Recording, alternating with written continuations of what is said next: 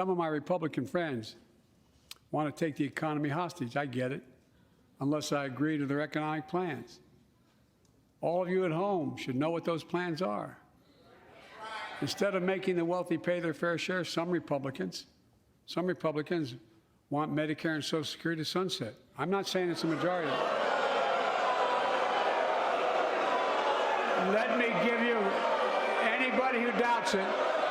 Today on TLC Live, we'll analyze President Joe Biden's second State of the Union address.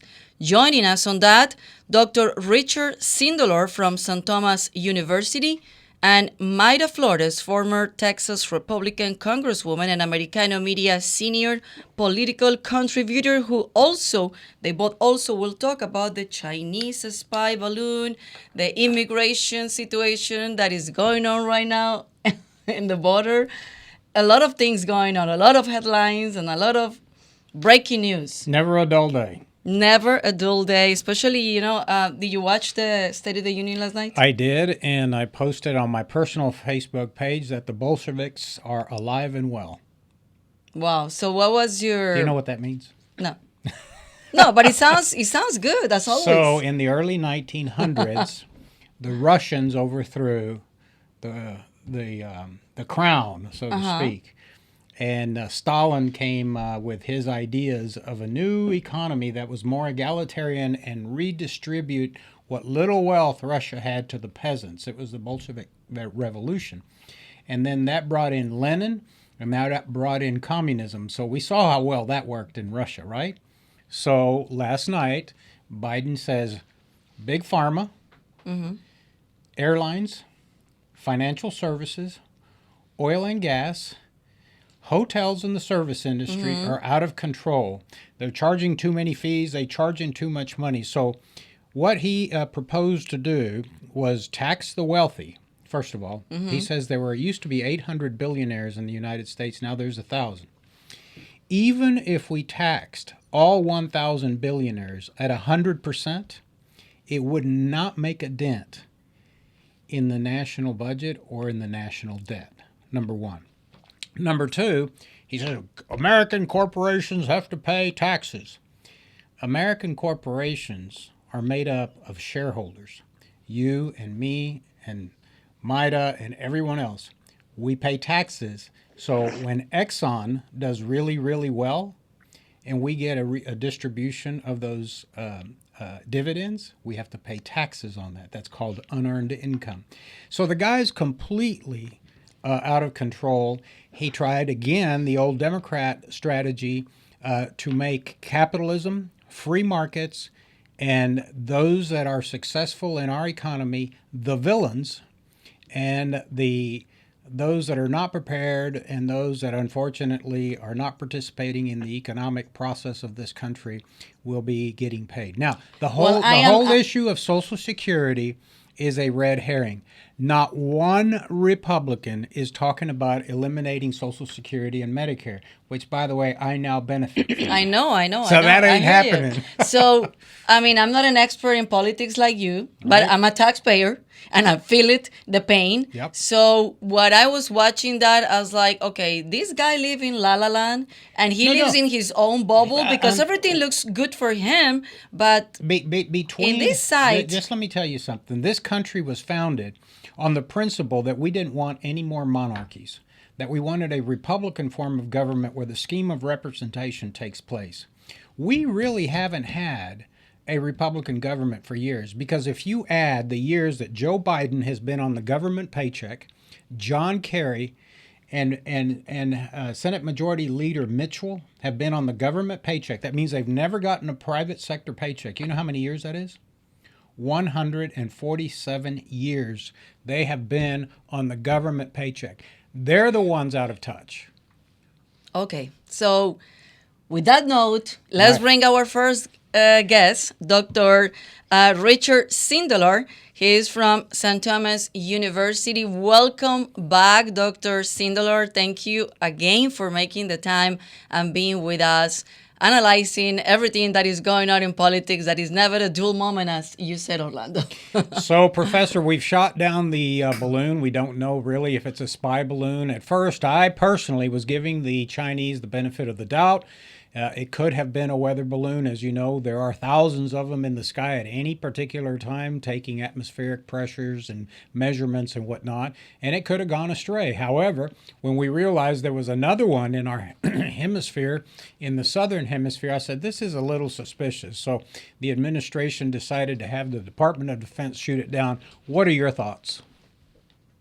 Well, first of all, Orlando, I didn't ever really think it wasn't a Chinese spy balloon, and one of the main reasons was if we could see it in the sky, then it wasn't a weather balloon. Those of us who live in Hurricane Alley know that a weather balloon's probably not much bigger than your studio, and the package underneath it is maybe the size of a small microwave. So if we've got 3 school buses up there, it's not a weather balloon. The other thing is, I hate to say this, but I mostly chuckled about it because this is a return to the old Cold War spy versus spy, intel gathering versus intel gathering.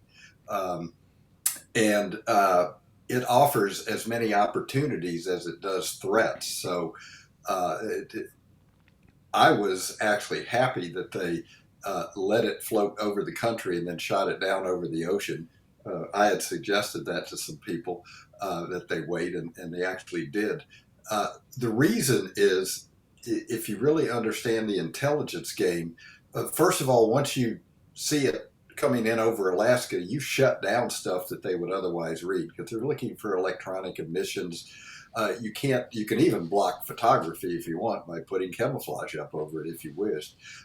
But a satellite can take just as good a picture of a missile silo as that balloon could. So what you do is you turn it around. You read their emanations. You read their messages back to the satellite and back to Beijing. You learn their intentions, what they're looking for. It's important to know what they're focused on because then that knows what we need to mostly prepare a defense for. And you can even, and I don't know whether they did this, but I kind of suspect they might have. You can actually feed them false information, turn on some of those machines and deliberately have them emit wrong information to confuse the Chinese. So there's a under the table, black ops type game going on there. And I was kind of fascinated by it. Well, here's what I'm gonna say. I agree with you. I think they were spying because, as you mentioned, if you want to see missile silos or Air Force bases, just go to Google Earth. You can zoom in in Cheyenne, Wyoming, and there's all the missiles. You can go to a couple of bases in Montana. There's all the missiles. So, we really don't have anything to hide. So I'm curious to find out that if they retrieve, the intelligence boxes, the buses, so to speak, to find out what was in those. I think if that was the strategy of the Biden administration and the military, I'm fine with that. Yeah, I think, and bear in mind, we have two, and the reason the Chinese probably got upset about the shoot down is the second of these. The first is the information they're gathering. Well, they cannot gather information without creating what's called measurement and scientific intelligence, MASINT. So that are emanations from the balloon, whether it's radar, a photography click, whatever. We read all that. So we know the information it collected already because we captured that as it went back to Beijing. What we're missing that's in the ocean, and hopefully we'll find it, and this is what the Chinese are probably more upset about, is we can now assess their capabilities by examining the actual equipment.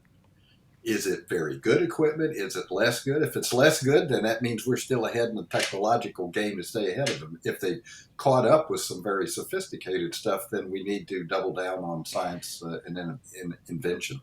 Well, you'll find out that probably, at least I'm assuming, most of the intel on that balloon was probably ours.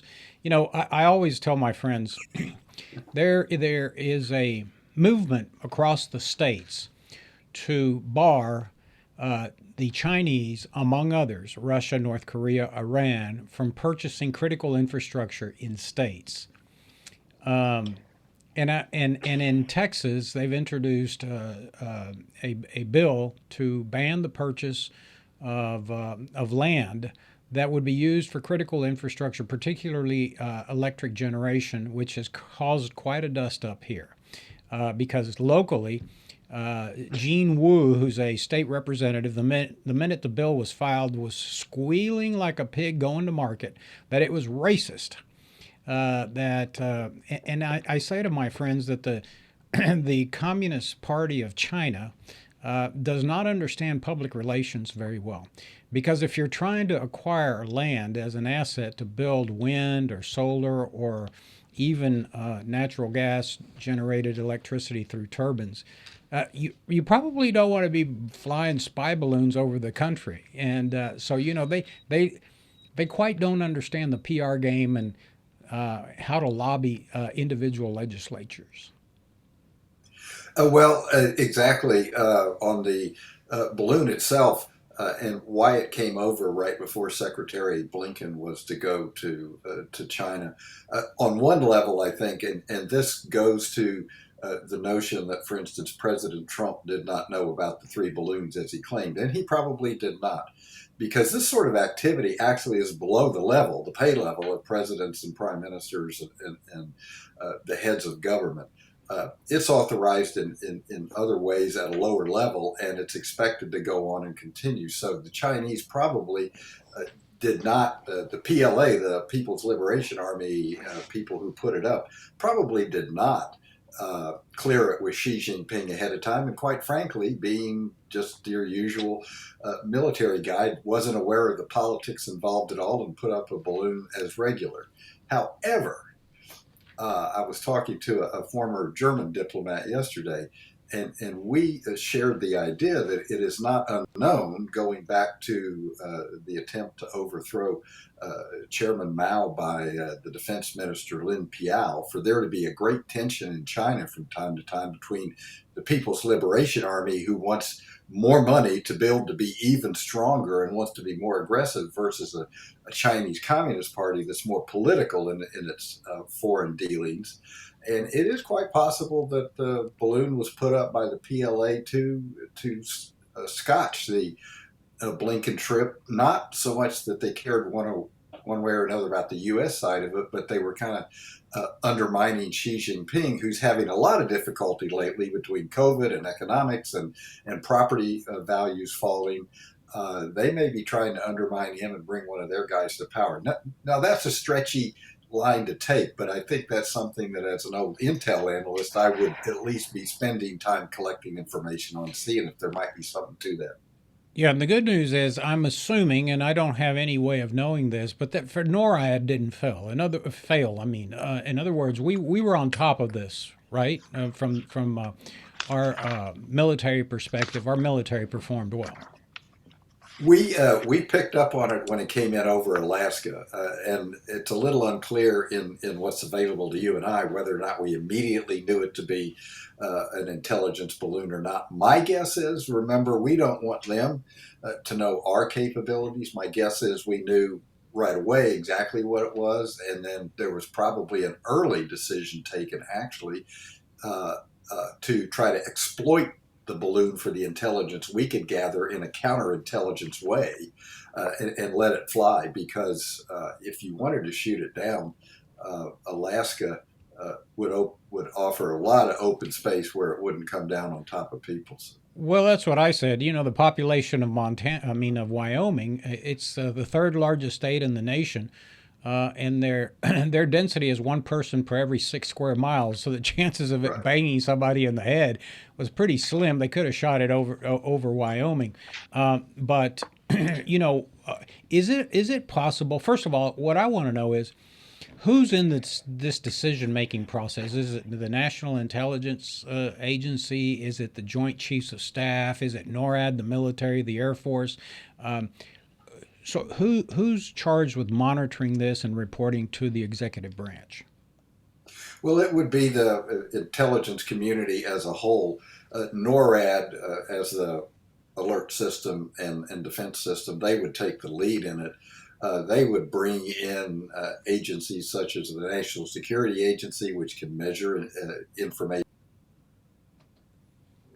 Oh, we lost Dr. Sindelar. Well, But that happens. I know. Maybe the Chinese were watching the program. No kidding. I was just gonna say that, you know, the spy balloon is just one of the things that the theory that they're been watching us with cameras and with even on the TV's cameras that we have.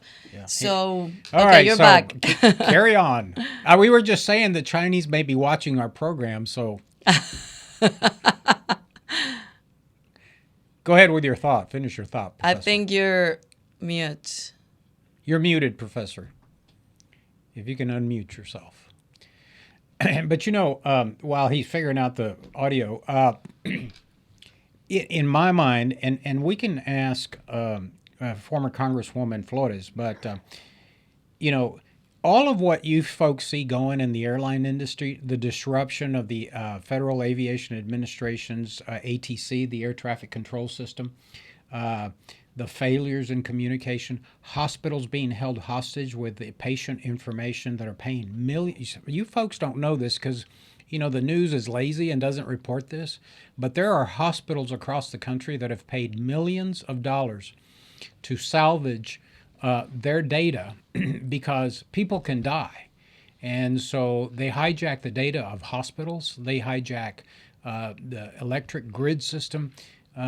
So there's a lot going on. And it's just not the Chinese. It's, you know, the Russians are doing this as well. And that's dangerous. So I think the professor's having some issues. So let's go over to Mayra. Mayra, welcome. Good to see you. Congratulations on your two recent appointments. You spent a little time with the Texas Public Policy Foundation, and now you're a senior analyst with Americano Media, which is quite a ways down. You know, you're doing a lot of traveling around the country, I'm sure, and showing up in a lot of places. But what did you make of the State of the Union? Well, to be honest with you, clearly President Biden is not doing well, and that's why 37% of his fellow Democrats don't want him to run and seek for re-election. I wish he had a more caring family and friends that would advise him not to run for re-election because he is clearly not doing well. But I was glad to see the Republicans stand up to his lies. You know, it was time. They ran on lies on this midterm. They told our seniors that we would take away their Social Security, and our seniors were concerned because they already lived paycheck to paycheck. So they were worried that their Social Security was going to be taken away because of the lies that the Democrat Party spread. So I was so glad to see Republicans stand up and say, hey, we have never threatened to take Social Security away from hardworking Americans. This is their hard work money. And the only party that is honestly taking away Social Security with their policies is the Democrat Party, because it's their policies that are putting Social Security in danger. You know, if the tables were turned and President Trump had said that some Democrats wanted to eliminate Social Security, the media the next day would be demanding that the White House provide proof of who that was. I bet you not one media outlet is going to ask the White House for proof of who these Republicans are that want to eliminate Social Security. Do you agree with that? 100%. And it's just so frustrating because that's exactly what they ran on this past midterm. They ran the entire time telling the American people that we were going to take away their Social Security, which was a complete lie. But I'm glad that the American people got to see, you know, right in front of their eyes that all this time they had lied to them. Mayra, another thing, the border. I don't think he was not even close to be accurate of what is going on in the border. Apparently, I was saying he lives in La La Land. He's far from reality. Yeah. So tell us about that, and also what the latest decision of Governor Abbott on that. And just to remind everybody, Congresswoman Mayra Flores' husband is a Border Patrol agent. Mayra has lived most of her life on the border. She is the daughter of Mexicans born in Mexico, as you know, the first Mexican-born naturalized U.S. citizen to attain a seat in the House of Representatives in Congress, just for background. So go ahead, Congresswoman. Well, he really didn't talk much, right, about the border crisis because he doesn't want to, bring to the light, this crisis that continues to happen. We still have a humanitarian crisis. We still have thousands and thousands of people crossing illegally into our country, and these criminal organizations have taken complete control of the southern border. They're abusing women and children, taking thousands and thousands of dollars from them. And they're not only destroying the state of Tamaulipas and Mexico, but they're hurting this country as well. And it's why we push for legal immigration, because we care about immigrants. We don't want them to go through this trauma and this abuse. I'm not concerned about the women and children. I'm more concerned about the gotaways. And many times these are the most dangerous individuals. Our Border Patrol agents, like my husband, are overworked and they're not able to track down everyone. And we've had over 1 million gotaways. And many times we're talking about the most dangerous individuals: child sex traffickers, human traffickers, drug traffickers, people on the terror watch list, and previously convicted criminals as well. And these are people that are wanting to come to the United States and hurt Americans. And this should concern every American. I don't care if you're a Democrat or Republican. These people are here to hurt us. And that is why it's so important to focus on border security. Also, I want to read the latest article and the decision of Governor Greg Abbott that he said that Mike Banks is a recently retired Border Patrol agent, and he will work with the Texas National Guard and state troopers to find ways to deter people from crossing the border illegally. So tell us about that and what is your thoughts? I applaud our governor. He's just done such an amazing job trying to secure our borders. But of course, there's only so much he can do because we need the federal government to act. And if we continue this way, we're still going to continue having thousands and thousands of people coming to the United States illegally. There's only so much our governor can do. There's only so much Texas can do.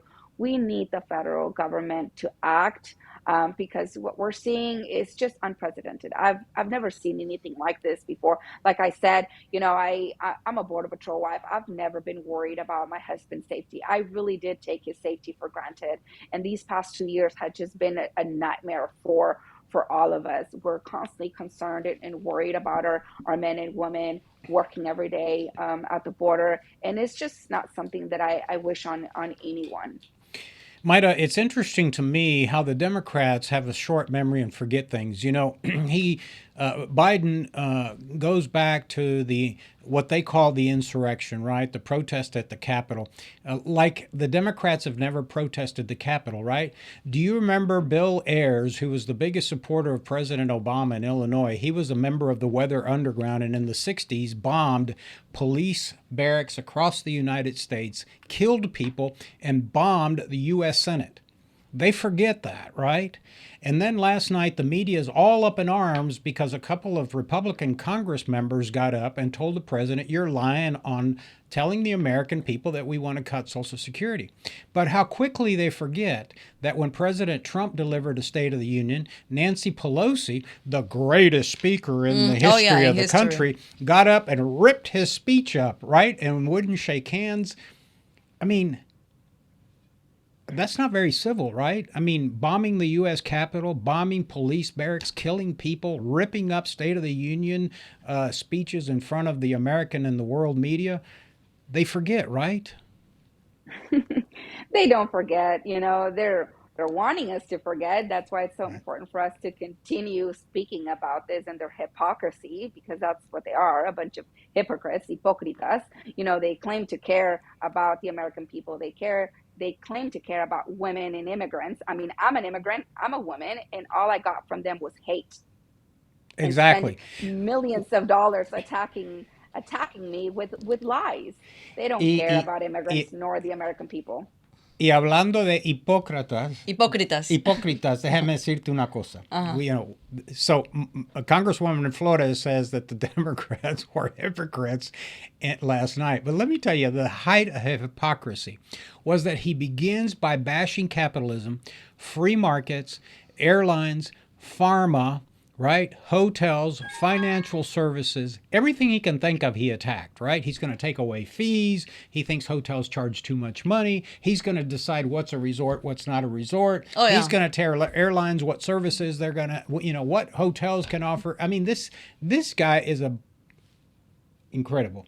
But I'm telling you, he lives in La La Land. The height of hypocrisy comes when he says Big Pharma is charging $400, $500 for vials that cost them $15. And then a few paragraphs later into his speech, he says, isn't it amazing that we're now going to get out of the pandemic declaration of an emergency? We've done tremendous things. And, in other words, he's applauding Big Pharma for the rapidity and the speed by which they developed vaccines that has gotten us out of this thing. Now, I'm not vaccinated. I don't care if you get vaccinated. But, on the one hand, you can't tell the American people how demonic pharma is. And on the other hand, invite people who have been cured of cancer, who have stopped pandemics because of the research and development that pharma does. Who do you think develops these miracle drugs to cure cancer? Now they have potential cures for pancreatic cancer. I mean, it's unbelievable what pharma does. Is it expensive? Yes, but research and development isn't cheap. So that's the height of hypocrisy, in my opinion, right, Congresswoman? You're absolutely right. But look, Biden just is so disconnected. He doesn't understand what the everyday American is actually going through. He's talking about vacationing and, hotel resorts when the everyday American right now is struggling to pay Yeah. their mortgage, Just, their rent. just I'm buying like, eggs. Struggling just right. I'm like, with something as simple as buying eggs and milk. right. I'm like, Joe, eggs are $10, Joe. Yeah.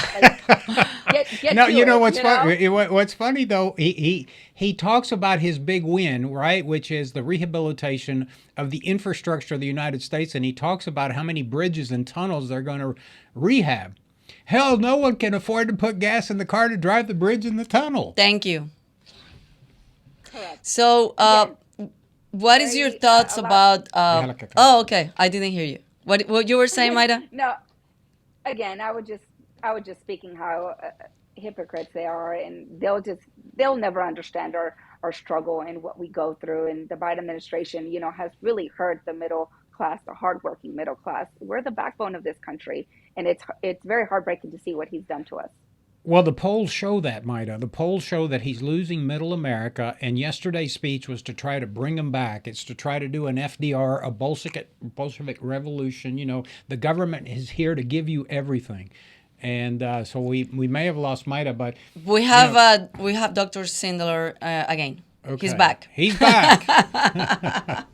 Professor, I swear this has never happened. The Chinese are watching. Can you guys We were hear me talking now, about the State of the Union, so we want your thoughts about that. Can you hear me now? Yes, we can. Yeah, okay, good. Yeah. The State of the Union. Before I go down that road, I know from following you guys' conversation that you have a particular political view. As I've told Orlando before in a previous conversation, I'm right down the middle. I was a diplomat who served presidents from Nixon to Clinton. I watched the State of the Union more as if I was an American diplomat watching, for instance, a British State of the Union, or in this case, a French diplomat watching our State of the Union. So my view was basically that President Biden, that was one of the better efforts he's made, but it was an opening I am campaigning speech. It really wasn't a State of the Union because he spent a lot of time talking about what he was strongest on, and he spent a considerable amount of time, and I think he got the better half of it, looking at it as a foreign diplomat with Republicans over the Social Security back and forth that went on, quite frankly. But he mainly stayed away from the issues like the balloon and the border and immigration and those things that he's doing less well on. Well, you're thank you for pointing out. You were kind of like members of the Supreme Court, just sat there with their hands on their lap and didn't applaud or didn't show any emotion. But let me tell you, after watching that speech, I went and had an eye examination because he kept saying, "Look, like we're blind." Okay, so I ran over to the ophthalmologist to get an eye examination, and what struck me, and we just had. I'm sorry. That's the campaign speech. I mean, right. This is the campaign speech. Right. But he also kept saying, "Let's finish the job." And I'm thinking to myself, Joe, you're about to complete half a century as a member of the U.S. Senate, and now Vice President of the United States and President, and you still haven't gotten the job done. I mean, when it's just laughable, in my opinion, when he talks about immigration, and then he turns right around and looks at the Republicans in the chamber and says, give us a bill. I mean, the Democrats were in control of the White House, the Senate, and the House of Representatives. Why didn't they fix it then? He's telling the American people, after almost 50 years in Washington, D.C., give me 4 more years. Yeah, let's finish the job. Exactly. No, you've had too long. You're fired. Yeah. What job? Exactly. What job? Let's start with what job? Well, we have Mayra back also. So, go ahead, Professor. Yeah, I would just chime in again as a French diplomat watching from the outside and wondering why there can't be more bipartisanship when you have only 3% unemployment and we have less inflation than most of the rest of the world. In other words, we've come through the pandemic fairly healthy physically and fairly healthy economically, and I think we're breathing a sigh of relief, and I'm that middle class that Mayra was talking about. I'm doing just fine. I'm in the 97% that have a job, and so I think here again, looking at it again as a French diplomat, cold-heartedly, I think the night went more to the Democrats than the Republicans in the campaign sense, because the Republicans are still playing the old I'm in terrible shape game, and 97% of America may not have the income of Kerry, but they nevertheless are doing okay. So I thought, for instance, that the Republican rebuttal was just another run down the Trump line, and the unfortunate thing about that for the Republican Party, Orlando, is that does real well in the primaries, and it does no good for the Republican Party. And I'd like to see a true bipartisan arrangement, and they keep losing the main elections because they don't move to the middle. The people don't like Biden, but they certainly also don't like Trump anymore either. And I think the Republicans need to find some more. Need to move a little from where they are on the right, a little more toward the center, and that's what Biden's trying to do on the Democratic side. He kind of dissed his progressives in recent, not necessarily in the State of the Union, but other recent comments. So that's my French take on it. Yeah.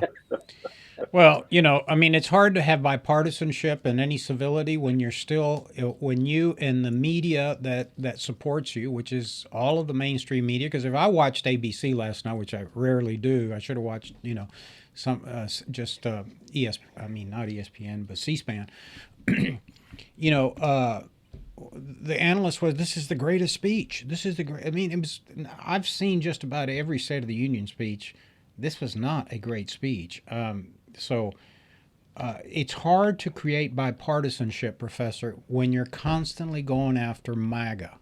He spent a whole, month attacking, a former president. Move away. If you want bipartisanship, stop that. It's like they went after the Tea Party. They go after MAGA. And of course, I agree. The Republicans always take the bait. We're reactionary. We all it's like those are things that we can improve within the Republican Party, but it's hard to build bipartisanship when you're doing what Biden was doing with the support of the media. I think, if you look at the national media, it's every day it's a story about, Trump's going to be indicted. Hell, we're going on 6 years. Millions because they don't have anything else to talk hundreds about of it. Hundreds of millions of dollars of federal and state, in the case of New York, taxpayer money investigating Trump, and no one's indicted. How the hell long does it take to indict somebody? The media miss him so much. Well, the media has nothing to talk about, But so they talk about Trump. The media missed him so much because he was feeding the media for 4 years. It's crazy. And so, no, you can't build bipartisanship when you can't move away from that. I want your thoughts. I want you and... I did want to say one thing, and I'm being mean here a little bit, but you can't also. This was one of my particular takeaways that I was just as an American in the middle. I was going, what in the heck is going on? President Biden says he wants to build bipartisanship, and the Republicans say the same thing, and they should. So he honors Mitch McConnell and makes McCarthy, who supposedly is the harsher of the two leaders, shakes his hand, smiles, and you do the political diplomatic thing where at least you find a way to get along, at least for a handshake. And Mitch would not stand up to be honored. I took that as an insult to the presidency in the State of the Union. So when you talk about bipartisanship, there are two sides to that. Now, Marjorie Taylor Greene shouting in the back, that's kind of the State of the Union it has become. It's kind of a British tradition, so I didn't mind that so much as the disrespect that I Mitch showed. And that's my word, and I'll stand by that word in that particular case. I don't disagree. I was very disappointed when Republicans got up and shouted to Obama, "You lied." That chamber and the delivery of remarks by the president of our country, because he is our president, is not good decorum. I agree with that. But again, sometimes Republicans take the bait. Professor, thank you for your time. It's always great to have you. We're going to jump back to Mayra for just a few minutes. Mayra, you got cut off, so finish your thoughts you were talking to us about. Again. We cannot hear you, Mayra. Yeah, your internet's bad. All right. Well, we're almost out of time. I want your guys' thoughts about Sarah Huckabee response. Well, I'm going to have to respectfully disagree with Professor Sindelar. I thought she did a fabulous job. I think she connected with women in this country. Absolutely. She talked about her struggle with defeating thyroid cancer. Mm-hmm. She talked about, the trauma that her family faced. I think she just connected with women very, very well. Very well. And so last night I posted that I love to make political predictions. The last political prediction I made did not come true. And I think I owe a former city council colleague lunch. I predicted that Lena Hidalgo would not come back to Harris County. She did. She did. I know. She did. Unfortunately for us. Yeah. My next prediction, which I posted last night on my personal Facebook page, is that Sarah Huckabee Sanders will be the first female president of the United States. And That's exactly what I was thinking. She is from Hope, Arkansas, which is the same town in Arkansas. I just came back from Arkansas. Lovely state. President Clinton is from. So with all due respect to Mrs. Clinton, who thought she was going to be the first female president of the United States, I think it'll be Sarah Huckabee Sanders. I just thought her performance was very good. It was very, very sharp. I love it. And, I was watching her and I was exactly thinking the same that you're saying. I was not predicting it on Facebook on anything. I don't want that. But I was seeing her going that way, that direction. Yeah. Definitely. Yep. All right. Well, thank you for tuning in. We had a fabulous Leadership Latino class. I think we talked a little bit about that. It was our largest class. Again, we do what we do because of the generosity of those conservative Texans that watch us, that follow us, that are interested in what we're doing, and frankly are seeing our results. Our results are very positive, very dynamic. We're winning seats across the state of Texas. And not seats that, a lot of people get excited about. Congress and Texas Senate and U.S. Senate. And although we have some wins in that column, Mayra Flores, former Congresswoman who's just been on the show, is one of our former students Of at course. Leadership Latino in Yeah. 2018. Our second class. She was our second class. Yep. So if you want to help us, go to our webpage, TexasLatinoConservatives.com, and make a donation. I can't see that. She's showing me a telephone. No, I'm showing you that, we have a lot of participation today. Oh, yeah. And I want to read the comments. Okay, well, read the comments. So if you want to help us, make a donation. Go to our donation page. Keep up with us. Follow us on Facebook. We're on Twitter. We're on YouTube. And now you want to read Instagram. You want to read some of the comments. Yes, you know why? Because since our people from Facebook changed the algorithm, so for a while, we haven't had people participating and engaging and commenting. And today, surprising, we have a lot of people. So I don't know, maybe the Chinese are watching, but also Facebook is allowing us. By the way, I put that picture of, said, I got a closer, I have a house in Montana, and I said, I got a closer look of the balloon. And it was a meme, right? It was a bunch of colorful balloons, and it was Joe Biden's son hanging there. And I have been cut off. I've been put into Facebook jail because that violates the community standards of Farce Book, and Mr. Zuckerberg. Okay, so last night I went to the kickoff campaign for one of the city council candidates that is our friend Roy Morales. And people that he was there is like asking me, so Orlando is in Montana, he's posting on Facebook. I said, well, don't believe everything that he posts on Facebook. Well, I made a joke. But anyway, go to my personal Facebook page if you Okay, want to see well, my jokes. Okay, read your comments. Look, We have a lot of people. viewers today. I love it. So we have Tony Rios. Tony, how are you? He's talking about Biden is a fool. And then Guzman D, did we get campaign financing from any Chinese entities? Also, we have Northwest San Antonio Prison. Mm-hmm. And who else? Emilio Santos Ramirez. We have Selena Espinosa Tafoya. Selena always stays on top of things. Yeah. We have, comments that say Sarah did an amazing job. Sarah would be amazing, a strong candidate, and hearts and kisses. We love Mayra Flores. We love Mayra Flores. The people saying we love Mayra Flores. Well, we love Mayra Flores. Everybody loves Mayra Flores. Yeah. So anyway, Thanks we for want tuning to in, guys. Thanks for thank everybody comments. that participate and make comments and stay with us the entire hour. Thank you so much, everybody, for tuning with us. Los vemos el próximo miércoles. And don't forget to go to our webpage, TexasLatinoConservatives.com, TexasLatinoConservatives.com. Become a member, sign up for our newsletter, stay on top of all the calendar for the events that we're posting, and the upcoming Leadership Latino class. We don't know yet when and where it's going to be, but stay tuned, and thanks for your support. All right, guys. We'll see you next week. God Nos bless. vemos el próximo miércoles. Chao, chao.